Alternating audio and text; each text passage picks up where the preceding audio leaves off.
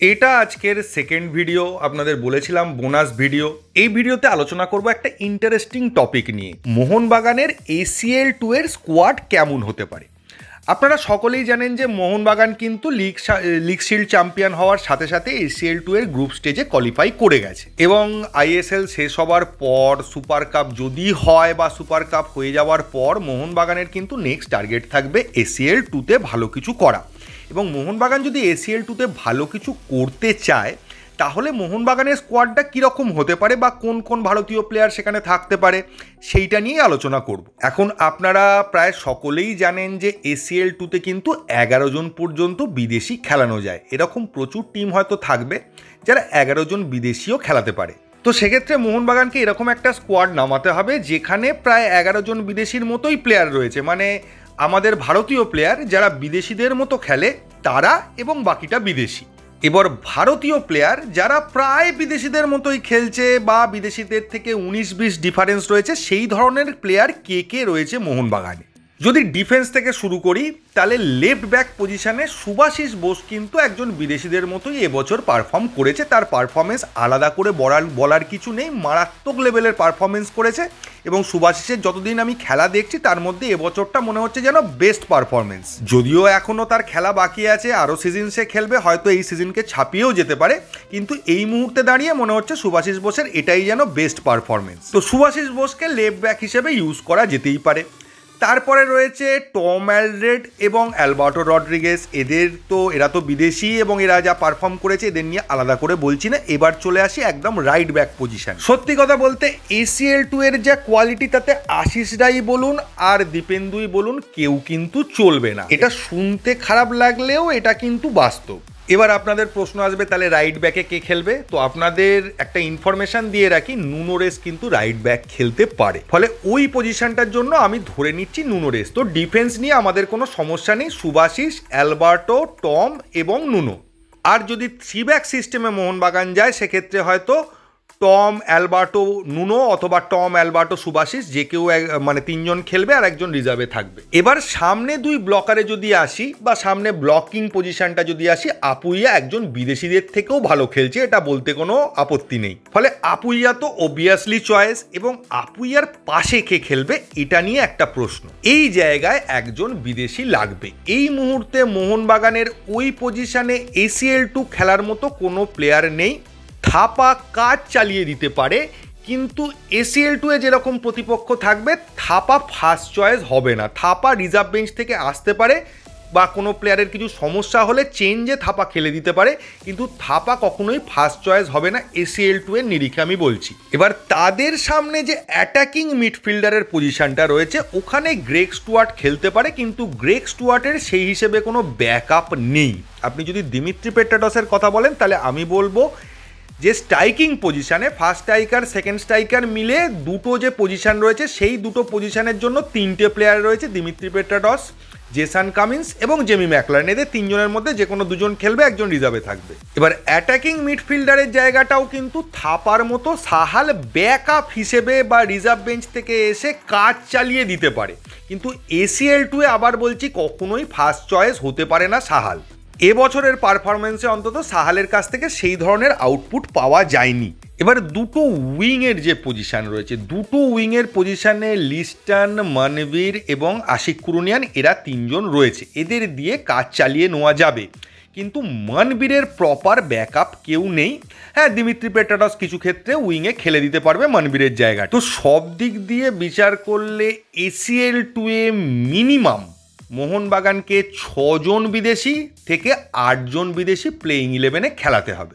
6 জন বিদেশি যদি খেলে তাহলে ওই কোনো রকমে হয়ে যাবে, চলে যাবে, ম্যানেজ করে নেওয়া যাবে, এই ধরনের একটা জায়গা থাকবে। আর 8 জন বিদেশিকে যদি আমরা ফার্স্ট 11-এ 7 বা 8 জনকে খেলাতে পারি সেক্ষেত্রে একটা ভালো রেজাল্ট বা বেশ কিছু দূর যাওয়ার একটা ভালো সম্ভাবনা রয়েছে। এবার আপনারা বলতে পারেন যে 8 জন বিদেশি খেলালেও কেন ভালো সম্ভাবনা রয়েছে, পুরো টিমটাই তো বিদেশি হয়ে যাচ্ছে। কিন্তু আপনাদের বলে রাখাটা প্রয়োজন, ACL2 এ যে ধরনের বিদেশি হোক বা যে ধরনের প্লেয়ার খেলে সেই কোয়ালিটির প্রপার স্কোয়াড আমাদের পক্ষে আনা সম্ভব নয়। তার পেছনে অনেকগুলো কারণ আছে। একটা বড় কারণ হচ্ছে স্যালারি ক্যাপ। ওখানে এমন প্লেয়াররা খেলে যাদের অ্যাভারেজ স্যালারি 60 থেকে 70 কোটি টাকা। 100 কোটি টাকার কাছাকাছিও বিদেশি রয়েছে। এবার মোহনবাগানের পক্ষে সেই রকমের বিদেশি সাইন করাটা পসিবল, কিন্তু সেটা একটা বা দুটো হতে পারে। ওদের কিন্তু স্যালারি ক্যাপের ব্যাপার নেই, ফলে ওদের টিমের বাজেট 300, 350, 400 কোটি টাকাও বাজেটের টিম আছে। তো স্যালারি ক্যাপ রেখে আমরা কখনোই ওই লেভেলের টিম বানাতে পারবো না। টাকা পয়সাটা ফ্যাক্টর নয়, হয়তো গোয়েঙ্কা স্যার ঢেলে দেবেন টাকা, কিন্তু ঢেলে দিলেও তো হবে না, রুলস অ্যান্ড রেগুলেশনের বাইরে তো যেতে পারবেন না। প্লাস এক্সট্রা বিদেশি যারা হয়ে যাবে, তারা আইএসএলে যারা খেলতে পারবে না, সেই জায়গায় কোনো ভালো বিদেশি আনাটাও সম্ভব নয় শুধুমাত্র রিজার্ভ বিদেশি হিসেবে। ফলে সমস্যা অনেকগুলো জায়গায় রয়েছে।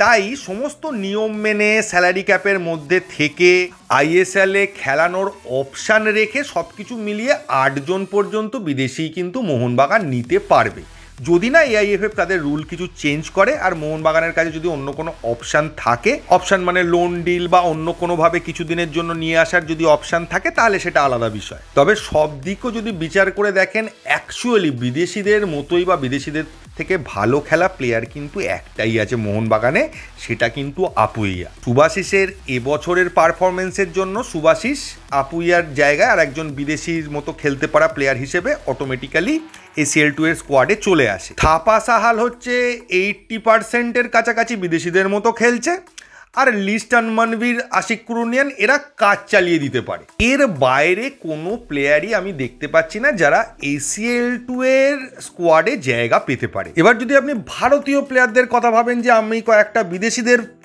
মতোই ভারতীয় প্লেয়ার যদি নিয়ে আসার চেষ্টা করা যায়, সেক্ষেত্রেও সমস্যা রয়েছে অন্য জায়গায়। সেটা হলো, আপনি যদি ভাবেন যে ভারতীয় টিমে কোন কোন প্লেয়ার বিদেশিদের মতো খেলে বা বিদেশিদের রিপ্লেস করতে পারে, সেক্ষেত্রে আপনি আমাদের মোহনবাগানের প্লেয়ারদের বাদ দিলে পড়ে থাকছে কিন্তু সন্দেশ ঝিঙ্গান আর সুনীল ছেত্রী।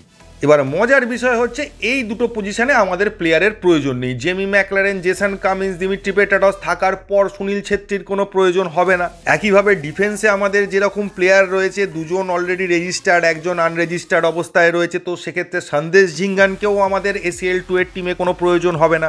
এছাড়া ভারতীয় টিমে আমার চোখে তো কোনো প্লেয়ার পড়ছে না যে আমাদের ACL2 এর স্কোয়াডে বা একদম বিদেশির মতো খেলে, তাকে টার্গেট করা যেতে পারে, তাকে নিয়ে এসে আমাদের একটা জায়গা ফুলফিল করা যেতে পারে, এরকম কোনো প্লেয়ার আছে। আপনাদের যদি কারোর কথা মনে হয় তাহলে প্লিজ কমেন্টে জানাবেন। এবার সমস্যার জায়গা হচ্ছে 8 জন বিদেশি যদি মোহনবাগান নেয়, তাহলেও 6 থেকে 7 জন ভারতীয় প্লেয়ারই খেলতে পারবে, মানে ওই সবাই যাদের যাদের নাম বললাম তাদের নিয়ে। এবার 20 জনের স্কোয়াডে আমরা 3টে গোলকিপার ধরুন ঢুকিয়ে দিলাম, মানে 2টো রিজার্ভ আর একটা বিশাল কাইদ রয়েছে ধীরাজ, তার সঙ্গে একজনকে ঢুকিয়ে দিলাম, সেক্ষেত্রেও ধরে নিতে পারি 17টা প্লেয়ার পড়ে রয়েছে। এবার 7 জন ইন্ডিয়ান প্লেয়ারকে যদি আমি খেলাই, 8 জন যদি বিদেশিকে খেলাই, তাহলেও হয়ে যাচ্ছে 8 আর 7 15 জন, তাও 2টো জায়গা খালি পড়ে থাকছে। তো ওই জায়গায় যদি জুনিয়র প্লেয়ারদের সুযোগ দেওয়ার কথা মাথায় রেখে আমরা সুহেল ভাট আর দীপেন্দুকে রেজিস্টার করতে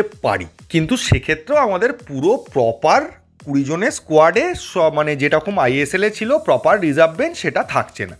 তো সবটাই ডিপেন্ড করে আছে AIFF এর ওপর। AIFF রুলস অ্যান্ড রেগুলেশনের কি চেঞ্জ আসে, বিদেশি রেজিস্ট্রেশনের কোনো চেঞ্জ করে কি না, তার উপরই কিন্তু মোহনবাগানের ACL এর ভাগ্য পুরোপুরি দাঁড়িয়ে আছে। তবে 8 জন বিদেশিকে যদি আমরা রেজিস্টার করতে পারি, তাহলে একটা সম্মানজনক স্কোয়াড নিয়ে আমরা ACL2 খেলতে যেতে পারি।